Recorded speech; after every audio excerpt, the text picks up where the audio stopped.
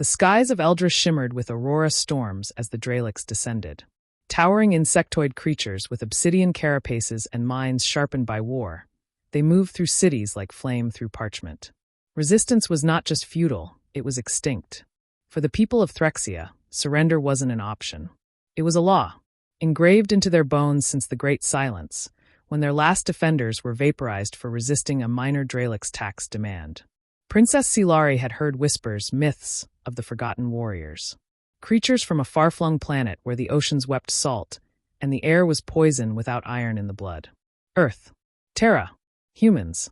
But those were stories told in caves. Curses murmured in desperate times. Humanity had vanished from the known galactic map 100 cycles ago. No signals. No sightings. Just a hole in space where defiance used to live. Now, as the Dralix flagship hovered above the palace and her people screamed below, Silari stood unarmed before the invaders, wearing the ceremonial robe of surrender. Her voice didn't tremble, but her hands were pale. She knew what came next, execution by public high fire. "Any last words, mammal?" hissed the Dralix warlord. Silari raised her eyes. "You should not have come here." A ripple in the clouds. Then another. Something cracked the sound barrier above the capital. No one understood what it was, until the sky tore apart. A metal spear plummeted from orbit. Not a bomb. Not a ship. A drop pod. Sleek. Black. Silent. It hit the ground like a fist from the stars. Everyone froze. Then it opened. Steam hissed. A figure emerged. It wasn't tall. Not compared to the Dralix. It wasn't armored in shining alloys. It wore matte black plates scuffed with wear, tagged with strange symbols and tally marks. A helmet sealed tight. The visor glowed a pale blue. The human stepped forward, silent. The Dralix shrieked. "Identify your species." A raspy voice replied, through speakers worn with age. "You already know." 10 more pods slammed into the ground. 11 humans. That was all. Silari didn't understand what happened next, only that it was fast. Terrifyingly fast. 1 second the Dralix warlord stood tall. The next his carapace was shattered like glass, a blade embedded where no armor should ever be pierced. The air rippled with concussive blasts. Human weapons didn't scream, they snapped. Tight bursts, surgical. Measured. The Dralix outnumbered them 500 to 1. It didn't matter. Humans moved like shadows, coordinated without words. One dropped to a knee and loosed something that hovered midair, pulsing red, then exploded in a silent flash, blinding the entire battalion. Another vaulted a tower wall, fired mid-spin, and dropped 3 enemies before landing in a crouch. The Dralix tried to retreat. They didn't make it. Silari could barely breathe. When it was over, the square was quiet. The sky was full of smoke. The last human turned toward her, visor still glowing. What are you?" she asked, voice trembling. The human removed their helmet. A woman. Pale scar across her cheek. Eyes that had seen stars die. She said only one thing. "Next time, call earlier." Then they vanished. Just as quickly as they came, the humans departed. No name, no claim, no reward. The only evidence there were 11 blast craters, a pile of scorched insectoid bodies, and a faint echo that lingered in the smoke like a legend reborn. But Silari knew the truth. Humans aren't gone. They were watching, waiting, and if you whispered loud enough into the dark, they came. Silari stood for hours in the ruins of her own palace, the air still thick with ozone and ash.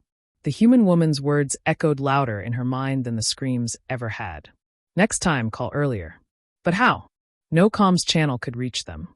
No records showed their coordinates. The stars didn't even seem to remember where Earth had once been. And yet, something ancient stirred inside her. A memory not hers, a dream passed down through bloodlines. A story her grandmother had once whispered during blackout nights. If the sky forgets the path, look beneath your own bones.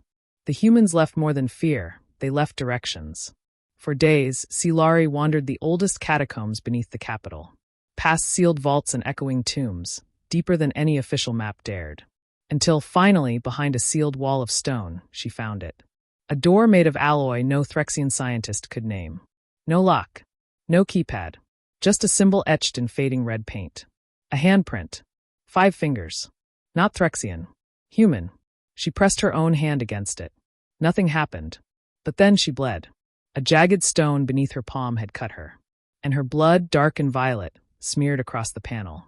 The door hissed open. Inside was a single chair, surrounded by flickering glyphs. A navigation pod.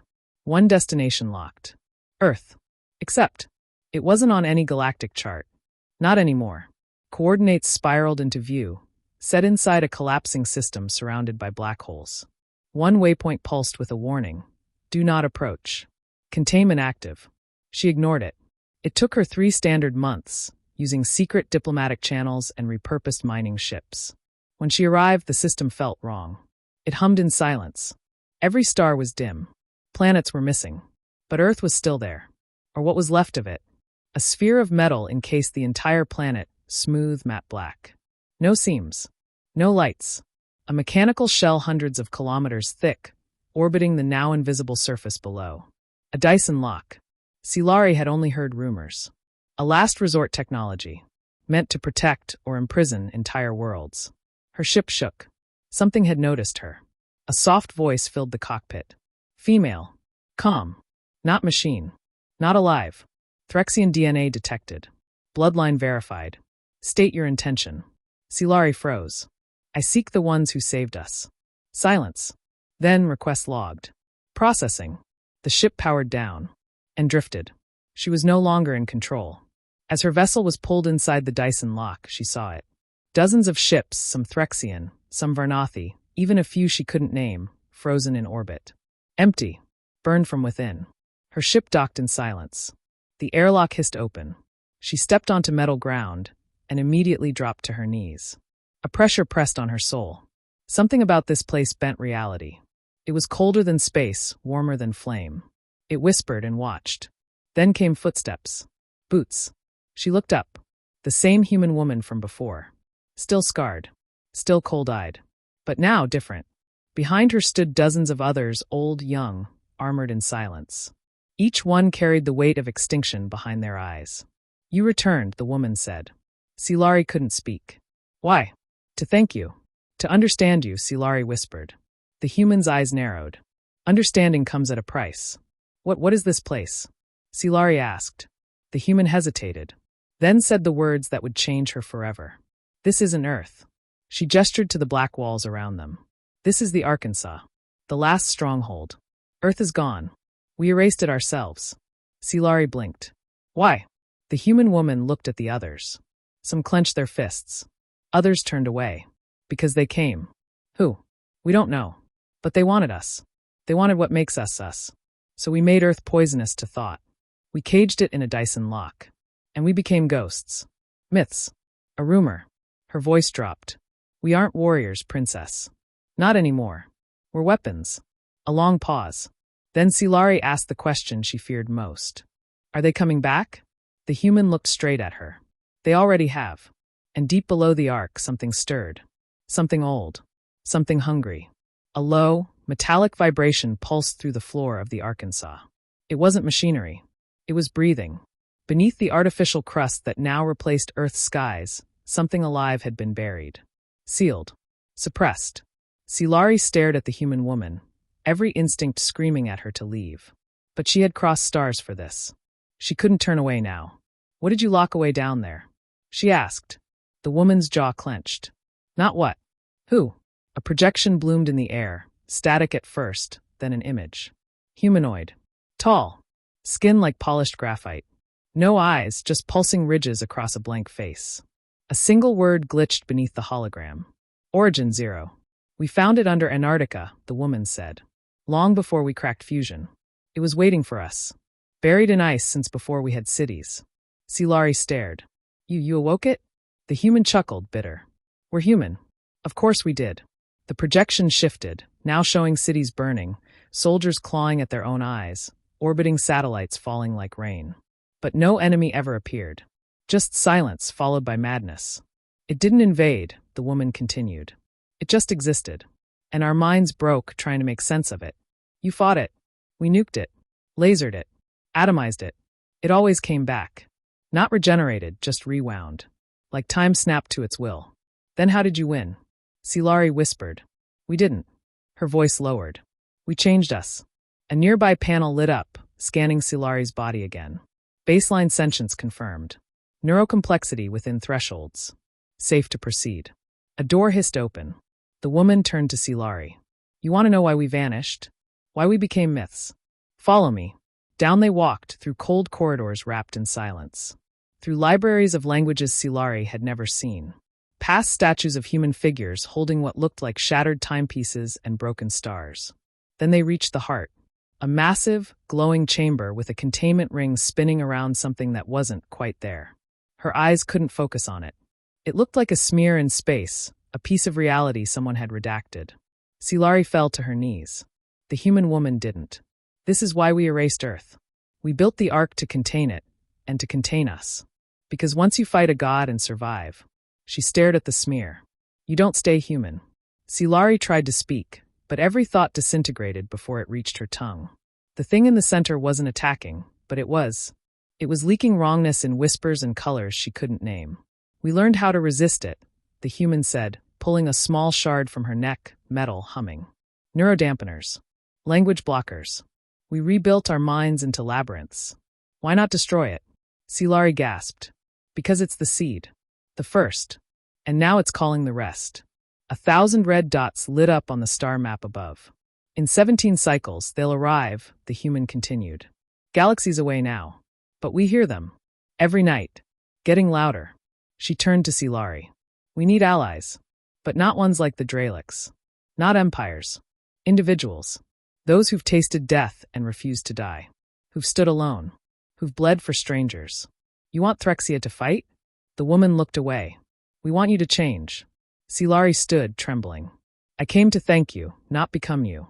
You came because something in you already is. The walls began to shake. Sirens howled in a language not meant for sound. A voice, deep, cold, echoing from within the ark itself, filled the air. You opened the eye. The smear in the center pulsed. The containment ring flickered. For the first time, the human woman looked afraid.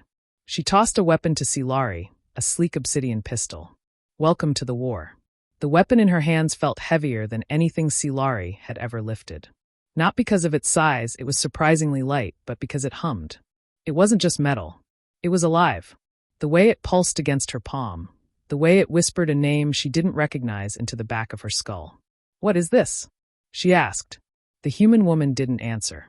Because the room was no longer safe. The containment ring spun out of sync. Sparks erupted. The smear in the center of the chamber pulsed, contracted. Like it had seen them. A ripple tore through the chamber, flattening Silari to her knees. It didn't touch her body, it touched her memories. She gasped. For a moment, she was a child again, watching her mother dragged away during the first uprising. Then she was older, locked in the palace as soldiers begged for orders she didn't know how to give. Then nothing. No air. No sound. Just her alone in infinite darkness. A voice her own echoed back. You were never meant to be a queen. A hand gripped her shoulder, pulling her back into reality. The human woman. You feel it, don't you? She said. The inversion. That's its weapon. It makes you relive your worst truth and believe it. More alarms blared. The smear was now shifting. Solidifying.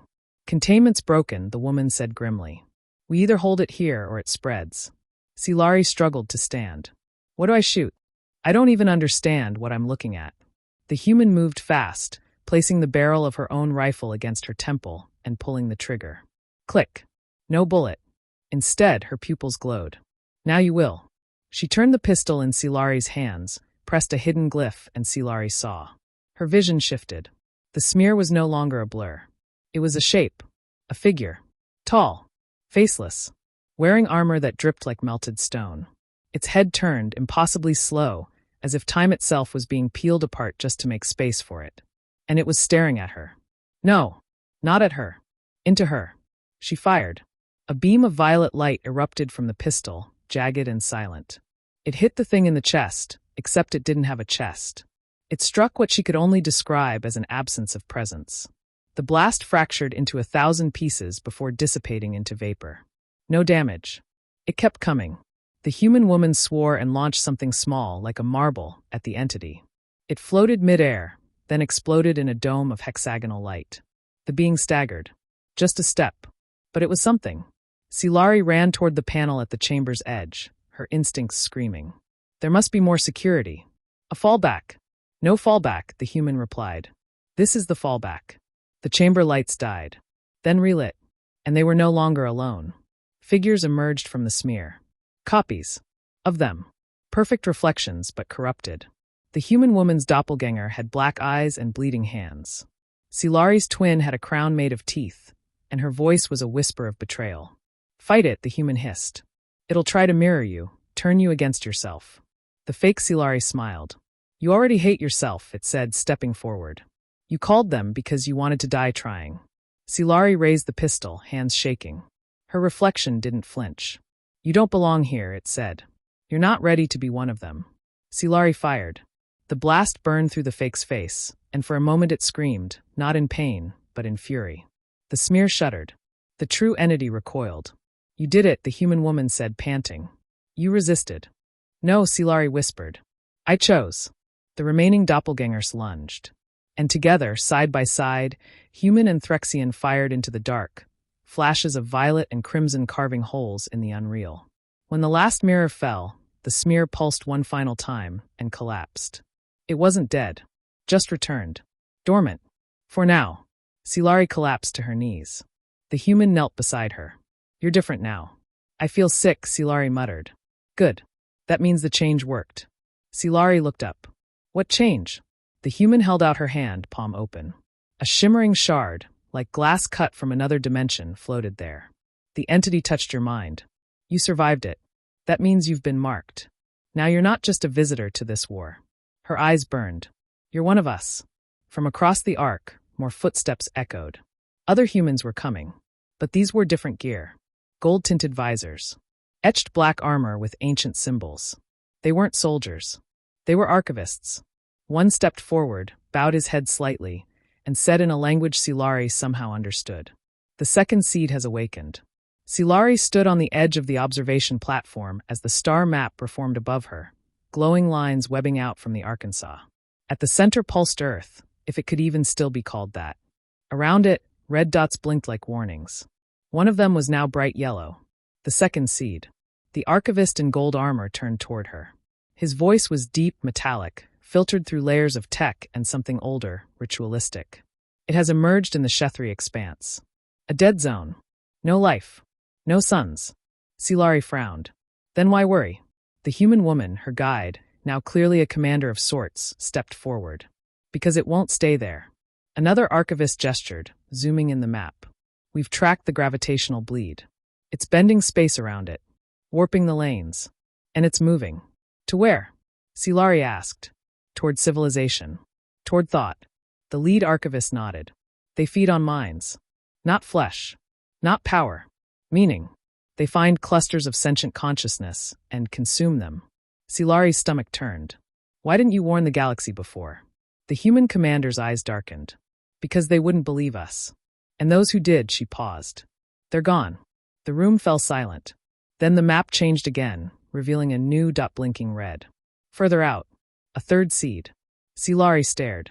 There's more? The commander nodded. 7. Maybe more. Origin 0 was the first. The second is moving. The third just came online. A beat. And you're going to stop it. Me? Silari blinked. You're no longer neutral. You're marked. You've seen behind the veil. You've resisted inversion. You survived mirrored self-contact. That puts you in the 0.0003 percentile of species-wide compatibility. That's not a qualification. The human cracked a smile. It is for us. The archivist handed Silari something, a thin, shimmering blade. Weightless. Cold. What is this? Not a weapon, the archivist replied. A witness. It stores what you see. What you remember.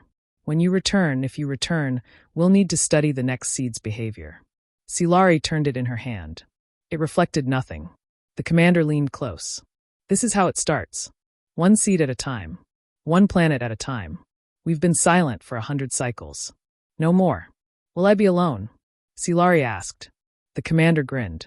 No. You'll take him. A hatch opened. A tall figure stepped in, taller than any human she'd seen. Armor that looked like it had been welded mid-battle. Scars across his helmet. One arm replaced by a mechanical gauntlet humming with restrained power. He didn't speak. He just nodded once. Silari could feel the air shift around him. A pressure. like the air knew who he was and was afraid to touch him. Name? She asked. The commander answered. His name is Cain, first responder of the Arkansas. First to survive direct exposure to Origin Zero, and the last man to walk Earth before the lock sealed. Cain's eyes, pale gray, met hers. He didn't blink. Didn't need to. We leave now, he said. Before Silari could ask anything more, the ground beneath them moved. The Ark was deploying a drop ship, coated in nullite alloy, invisible to most sensors. Inside, the walls were lined with ancient glyphs, prayers in a dozen dead human languages. As they launched, a voice echoed through the ship, different from before. Not synthetic. Not human. A whisper that came from nowhere. We remember her. The broken one. She comes to die. Silari shivered. Cain didn't react. She leaned toward him. You heard that? Yes. What does it mean?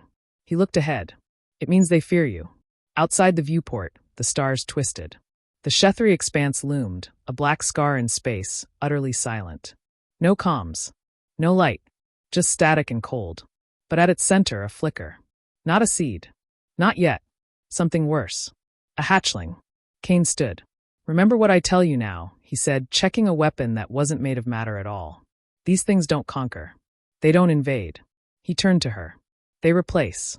The ship began descent. And far below, in a dead system no one remembered, the second seed opened its eyes.